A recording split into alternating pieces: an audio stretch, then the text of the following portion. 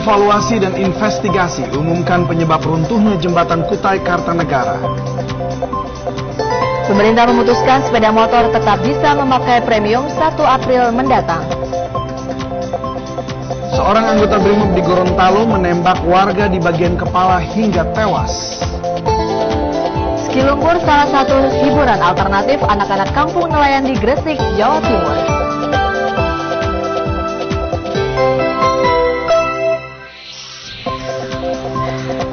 Ya, selamat pagi saudara, bagaimana kabar Anda di pertengahan minggu ini? Mudah-mudahan dalam kondisi sehat dan siap untuk menyimak serangan informasi aktual, tajam, dan terpercaya yang telah dirangkum oleh tim redaksi Liputan 6 Pagi. Ya, dan selain 4 laporan utama kami tadi, sejumlah informasi dari dunia olahraga diantaranya seputar kisruh di tubuh PSSI yang kian memanas akan disampaikan oleh rekan Jati Dharma. Dan saudara, bersama saya Anastasia Putri dan David Silamoy, inilah Liputan 6 Pagi edisi Kamis 12 Januari 2012 selengkapnya.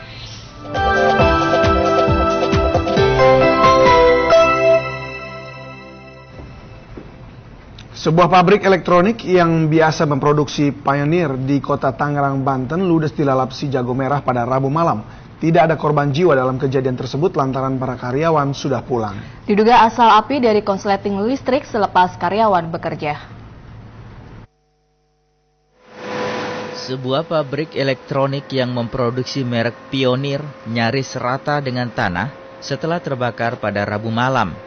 Api yang semakin besar dengan cepat merembet ke seluruh gedung pabrik. Banyaknya bahan yang mudah terbakar membuat api semakin sulit dipadamkan. Petugas pemadam kota Tangerang yang dibantu warga kesulitan memadamkan api yang berada di kawasan industri tersebut. Tidak ada korban jiwa dalam kejadian karena para karyawan sudah pulang. Salah seorang saksi mata mengatakan api berasal dari bangunan belakang pabrik. Dari konslet kabel, karena Pak Sukri cuma aja satu, jadi gudangnya dia nggak megang kunci yang tempat konslet. Nomor tadi kok diinterogasi sama polisi kan begitu jawabannya. Tiba-tiba api membesar dan membakar bangunan pabrik. Sekitar pukul 12 malam, 8 unit mobil pemadam kebakaran berhasil memadamkan api.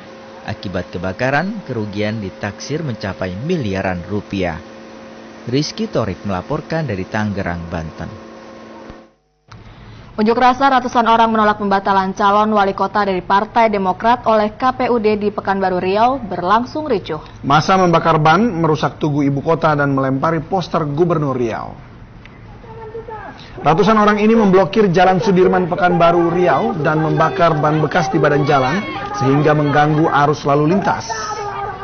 Massa juga membongkar pot tanaman karena merasa dihalangi polisi ketika hendak masuk ke kantor Gubernur Riau. Tidak hanya itu, massa yang sudah terbakar emosi melempari poster Gubernur Riau.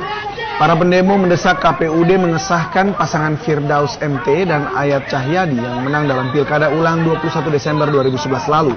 KPUD Pekanbaru menggugurkan Firdaus MT sebagai calon wali kota karena dijadikan tersangka oleh Polresta Pekanbaru. Firdaus dianggap melakukan pembohongan publik saat mengisi formulir calon wali kota sebab tidak mencantumkan istri mudanya di Jakarta.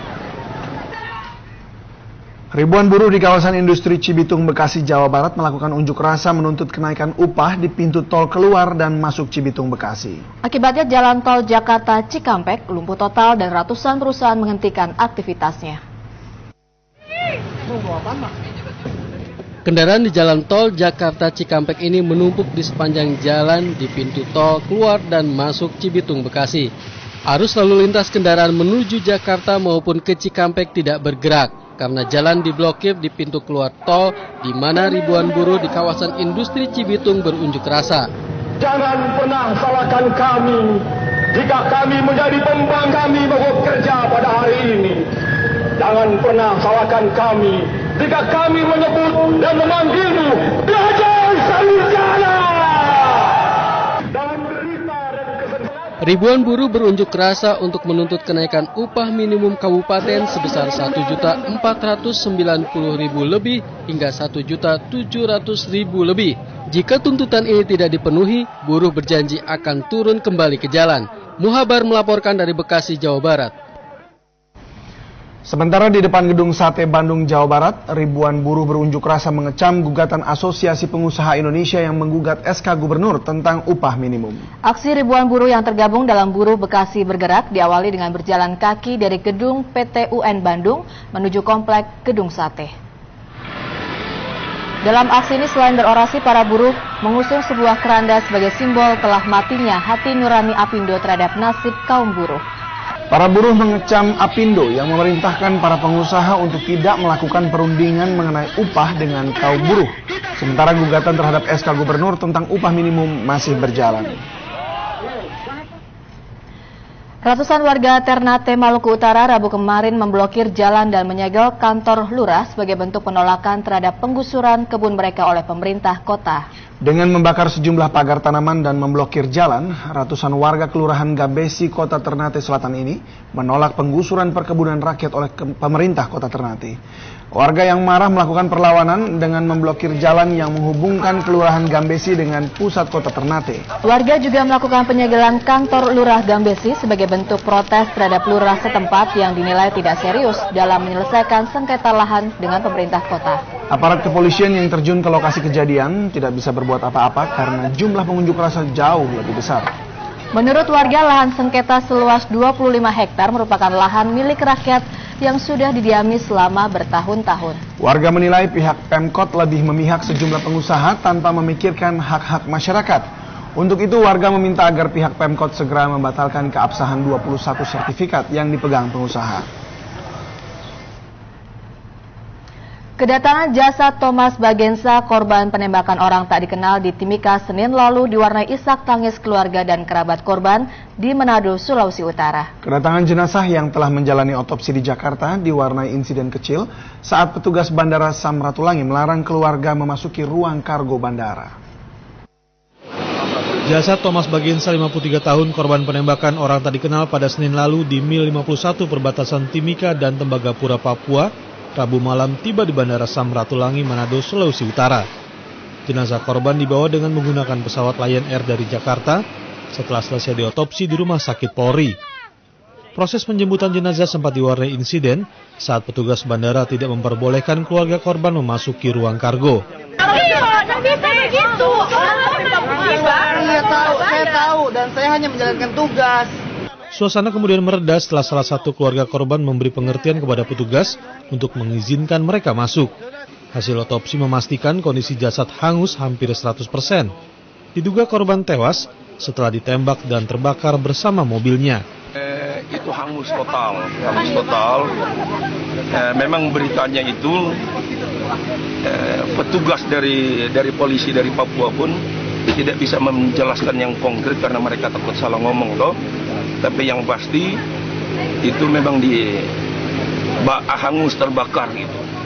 Itu bisa hampir 100%. Jadi sementara di forensik itu mau dilihat itu sengaja dibakar atau karena mobilnya terbalik, mobilnya terbakar, tetapi hasil otopsi itu ini retak. Jadi seperti kena benda tumpul lah. Thomas Bagensa, seorang driver pada perusahaan kontraktor untuk PT Freeport Indonesia yang sudah mengabdi selama 22 tahun ini, meninggalkan seorang istri dan seorang anak serta satu cucu. Rencananya korban dimakamkan pada hari Jumat di Pemakaman Umum Teling, Manado. Ardin Arif melaporkan dari Manado, Sulawesi Selatan. 2 bulan pasca operasi pengangkatan puluhan paku, Safirah kembali menjalani pemeriksaan di Rumah Sakit Umum Daerah Andi Makassau, Parepare, Sulawesi Selatan. Dari hasil foto ronsen, tim dokter memastikan tidak ada lagi benda asing yang bersarang di tubuh Safirah. Didampingi ibunya, Safirah yang November 2011 lalu mengejutkan dunia kedokteran dengan puluhan paku yang bersarang di tubuhnya, kembali menjalani pemeriksaan di Rumah Sakit Umum Daerah Andi Makassau, Parepare. Pemeriksaan ini untuk memastikan tidak ada lagi paku dalam tubuhnya pasca operasi pengangkatan bulan November tahun lalu.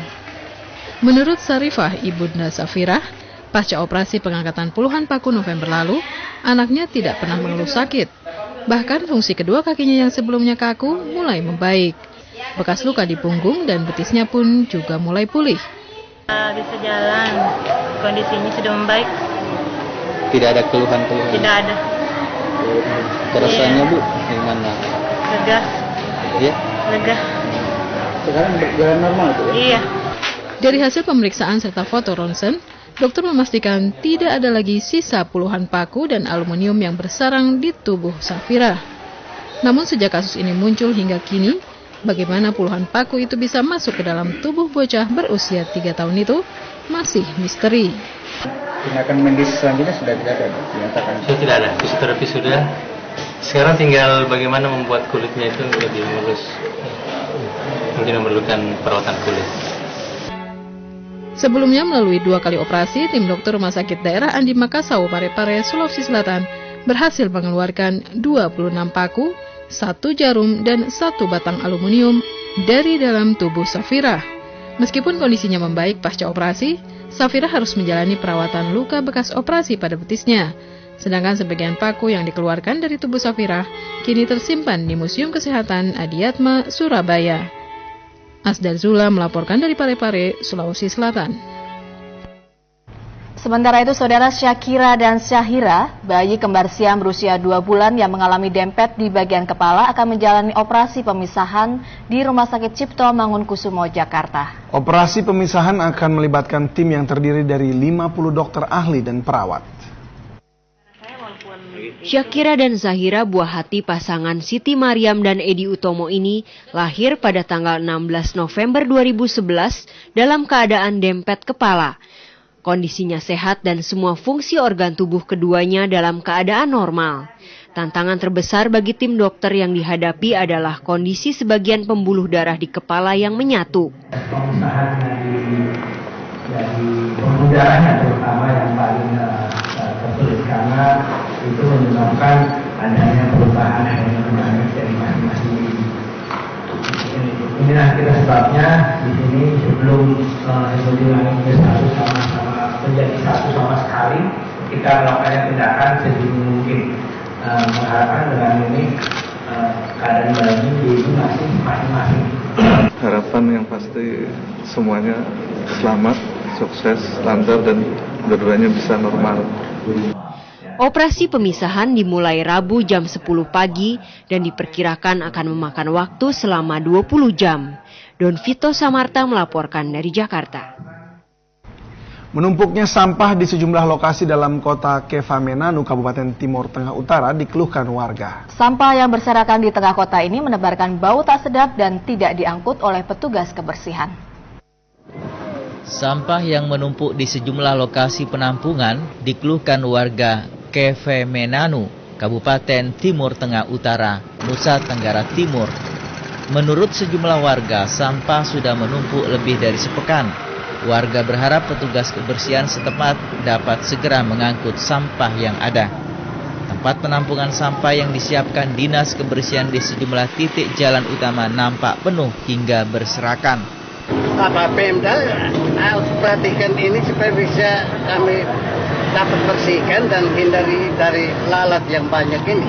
Sekretaris Dinas Perumahan Penataan Ruang dan Kebersihan Kabupaten Timur Tengah Utara mengatakan penumpukan sampah hampir 2 pekan ini disebabkan keterbatasan tenaga kebersihan.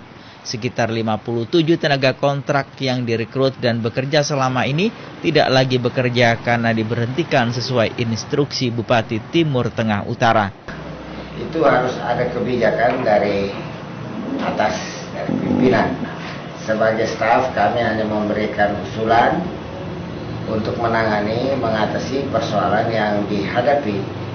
Nah, sambil menunggu itu kami juga belum bisa jalan karena anggaran sudah tidak ada. Pihak kebersihan Kabupaten Timur Tengah Utara mengakui kesulitan mengatasi sampah yang menumpuk di wilayah kota Kefamenanu. Didimus Payang Dore melaporkan dari Kabupaten Timur Tengah Utara, Nusa Tenggara Timur.